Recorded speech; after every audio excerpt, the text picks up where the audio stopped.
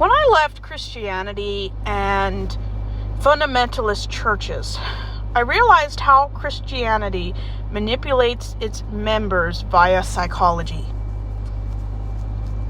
For those who've ever grown up in a cult or an organized religion, and those things aren't the same thing. I have noticed that a lot of religions, especially organized religions, do what I call, based on a lot of evidence and information that I've gleaned, many churches do use cult-like behavior, activities, philosophies. So how do they manipulate people? Well, there's a variety of factors. Depending on what denomination you've been in and experienced or perhaps know about, you're probably aware of things like altar calls, where they use specifically designed music to push people into doing what they want them to do. I mean, I have done research into it. People who have degrees in music, psychology, all of the above, and they say that altar calls are extremely manipulative. The music is supposed to draw people into whatever activity they're being pushed into. And when I mean pushed, I don't mean they're forced to. Well, anyone under 18 might be forced to attend. But anyone who's a legal, financially independent adult probably are not being forced into this kind of experience. It's something they choose to do. They choose to go. They choose to experience. But yeah, altar calls are extremely manipulative. The music entices people to do what they want you to do. Another way is prayer. Prayer manipulates people into it's kind of the prosperity gospel, depending on what denomination you're in. Baptist, for me, unless I fell asleep during 30 years, none of my prayers were ever answered. Not the way I wanted them to, and not by any activity or events that was in the same realm of what I had asked for. I never got the jobs I prayed for. I always got sick when I prayed not to. I prayed to not have depression and the family I lived in. And yeah, people will say in the comments, those aren't things prayer can fix. And yet, you're told year after year, prayer can move mountains, just like faith can. And when no one ever responds, or worse, people actually think God responds, it's like, yeah, it's a very lonely, gaslight environment. And not all churches run the same, obviously. But I can't deny that there's just something about Christianity, between prayer, altar calls, purity culture, thought termination cliches, thought termination buzzwords, gaslighting, gender roles. There's so many ways Christianity manipulates people into actually thinking they're happy, enjoying life. It's amazing the kind of things Christianity can get you to do. It can get you to drink the Kool-Aid. It can get you to put on Nike tennis shoes and think you're going to go up to a spaceship.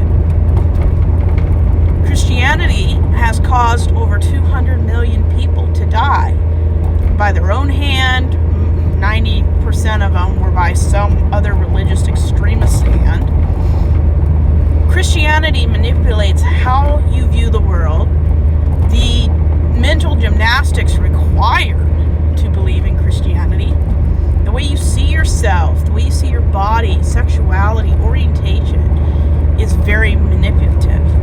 Your gender role, very manipulative. And people will say, why is it so manipulative?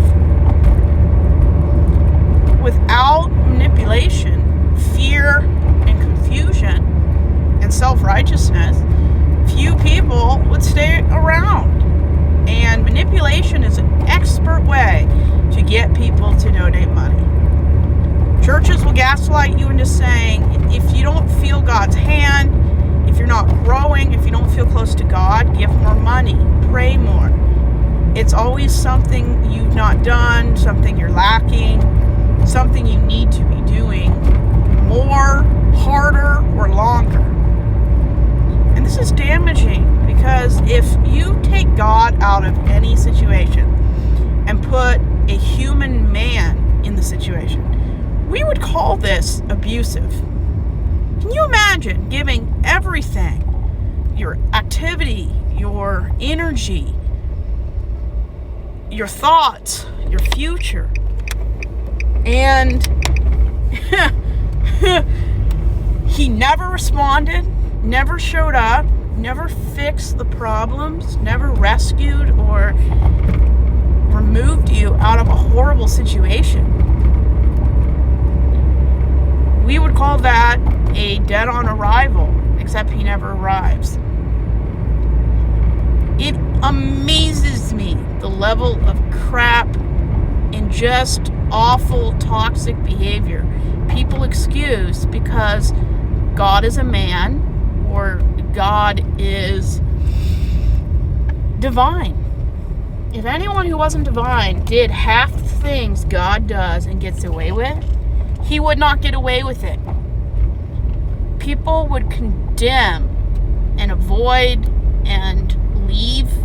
They are, by the way, they are leaving Christianity. There is no religion that is losing as many members or converts as Christianity. You can Google that.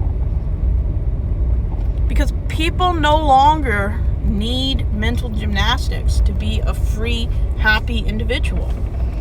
The happiest people I've ever met are atheists.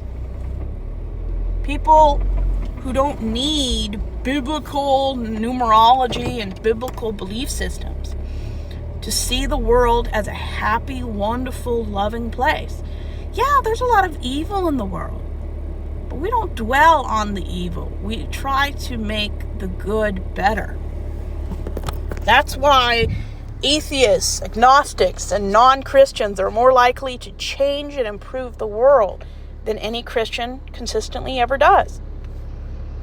And a lot of churches manipulate, twisting scripture, using fear and guilt, demanding undue loyalty. And when you actually give them that, when the pastor or leader who requires loyalty to them, not just to God, punishes you saying, well, you should have known not to put your faith in a human being. Emotional appeals and flattery, promoting control and submission, gender roles, isolation techniques, avoiding accountability, using the Bible to avoid accountability.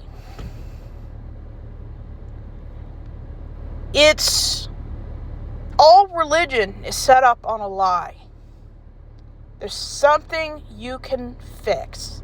There's something wrong about yourself, something that has to be fixed, changed, killed, or removed. Every religion wants to make you a better person. I don't know of a single religion that says you're good the way you are, you don't need to change, you just need to think happy thoughts. I don't know of a religion like that. If you do, put it in the comments. I'd love to learn what this surprising philosophy is.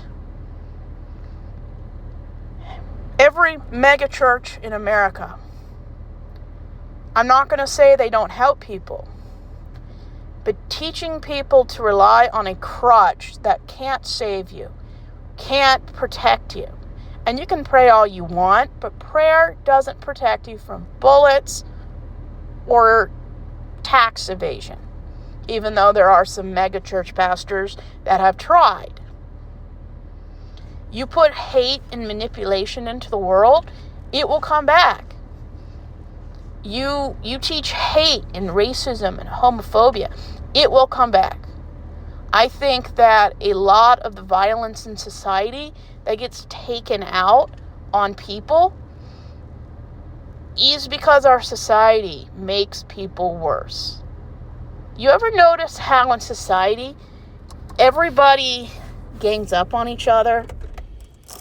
The society is all out for themselves in a unhealthy way. It's because people will always believe the worst in someone before they believe the good in somebody. And religion is expert. They're experts in manipulation. There's a reason why it takes years to exorcise the sub-messaging from Christianity. I've watched people's channels on YouTube. 5 years after coming out of Christianity, they're still working through the manipulative tactics and sub-messaging they've received for 25 years before they fled. Just because you leave a toxic place doesn't mean you haven't already been changed. Yeah, you can get over it, but there are some things that are so ingrained in you. You have to go to professionals to eradicate it from yourself. There's a reason why religion draws narcissists and toxic and unhealthy people. Because religion is a tool wise men use to get what they want. Wise men stay away from religion. Opportunists see religion as a good tool and a good friend. The naive think religion is real. There are so many manipulative things in Christianity. It's hard to list them all. I'm going to list a few of Christian and just religious manipulation. The fear of hell, fear of judgment, guilt because of sin, feeling unworthy or having no worth whatsoever. That God's love is conditional, and if you don't have perfection, you will be basically thrown into hell. Conditional social acceptance. End time prophecies, us versus them mentality.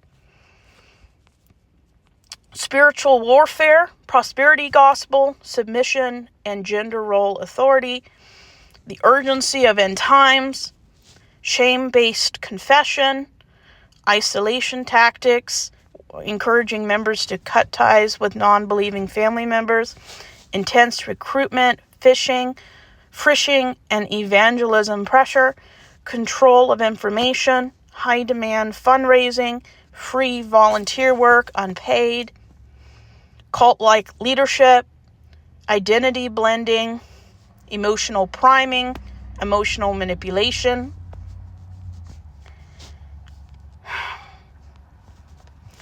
It just doesn't go away. You can leave, but some of it gets on your shoes and you can't get it off. And it's hard to recognize something that you've seen as a comforting, loving existence and then see it as a awful, awful manipulative technique. Gaslighting. Christianity would not have lasted 100 years if gaslighting did not exist. Churches exercise a quiet form of control by creating enmeshed systems of poorly differentiated people. Any system that cannot allow nonconformity is a cesspool. Communication causes emotional gymnastics.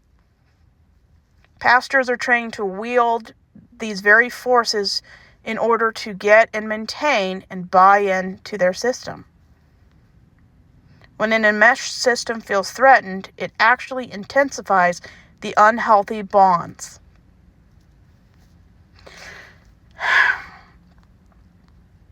Gaslighting is one of the most insidious ways that secular and religious institutions survive.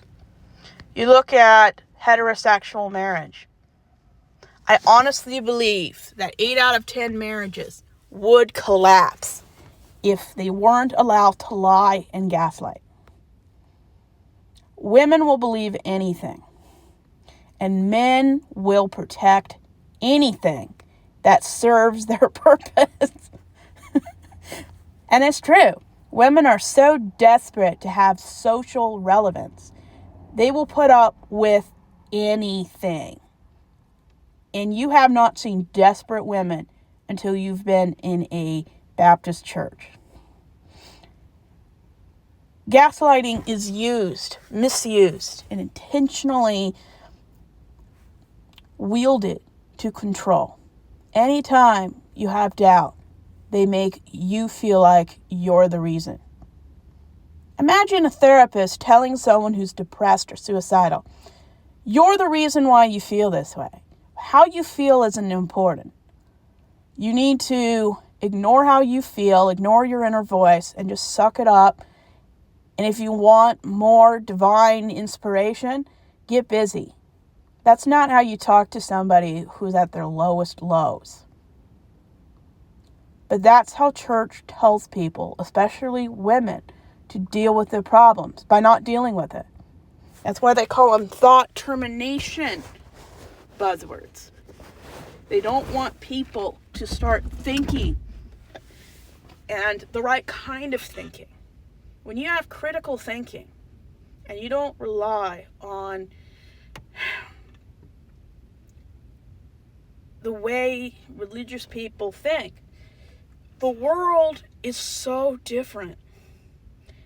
It's like living in a world that's black and white and then turns into color.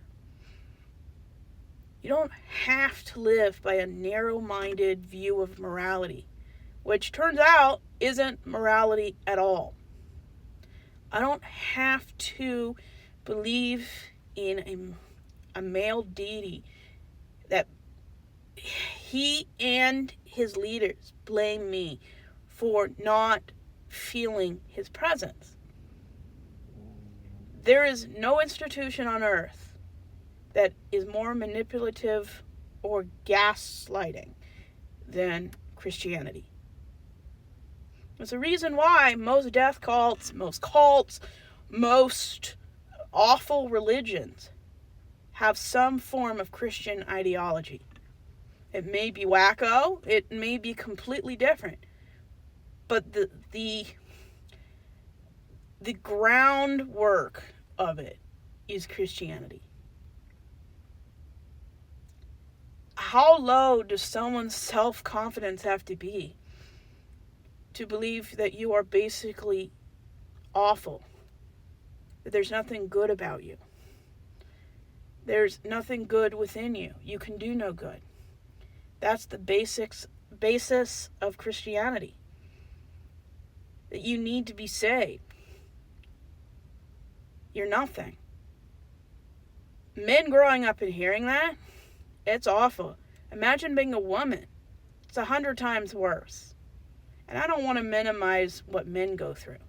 But no man will, unless he becomes a trans woman, or a rare occurrence, men will never understand what it's like to be a woman in a patriarchal, religious, high control religion. There's nothing like it. And if you haven't grown up in it,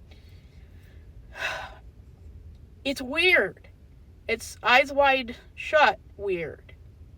And it's not a stretch of the imagination to comprehend why a lot of the people who support Trump and Epstein are religious and come from a Christian background.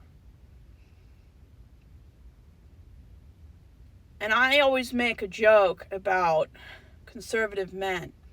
They're most likely to have a Grindr account than any other group of people.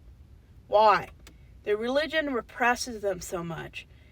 They can't be who they really are. Even if you're lucky enough to identify as cis and hetero, and it's the absolute truth. Anybody else, it doesn't matter what your orientation is in church. There's only one. Even if you're lucky enough to be cis and hetero, you have to lose the best parts of yourself to be called a good Christian. The best parts of yourself doesn't survive in religion. It can't. Because religion forces conformity. And I'm sure there are some good churches out there that don't use the religious manipulation. But the biggest denominations of Christianity, the most influential, the ones that support the MAGA and all of that cesspool, they have to use manipulation.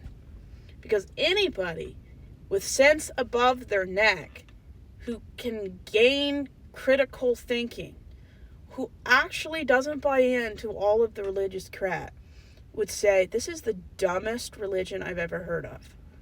I can't believe that with an IQ of 141, I believed it. You would not believe, growing up in these churches and high control religions, how stupid the doctrine sounds when you think like everybody who's not in church. It's ludicrous. What person in their sound mind would believe any doctrine of any religion or ideology that says that anyone is an awful human being, incapable of doing anything good? That is the worst form of gaslighting imaginable. That's why Christians and the biggest denominations see no point in repairing, fixing, and making this world better. Because they're waiting down the clock to go to a different place. I reject the manipulation of all religion, especially Christianity, because I don't want to be saved by somebody who blames me when they don't show up. It's not worth it. It's not good for my mental health. And being a woman, the last thing I need to believe is that a man is going to save me. Because men don't save us. We save ourselves. Or another woman saves us. Never rely on a man to be saved. I don't have to look very far on YouTube to find out what men are really like. And yeah, there are good men out there. They're probably not straight. Because I've been in every place in America. They're either unavailable or they're not my orientation. So, if you can, avoid manipulation in church. Avoid religion altogether, if possible. And if I didn't touch on every type of manipulation in Christianity, put it down in the comments. I'll add it to another video of topic.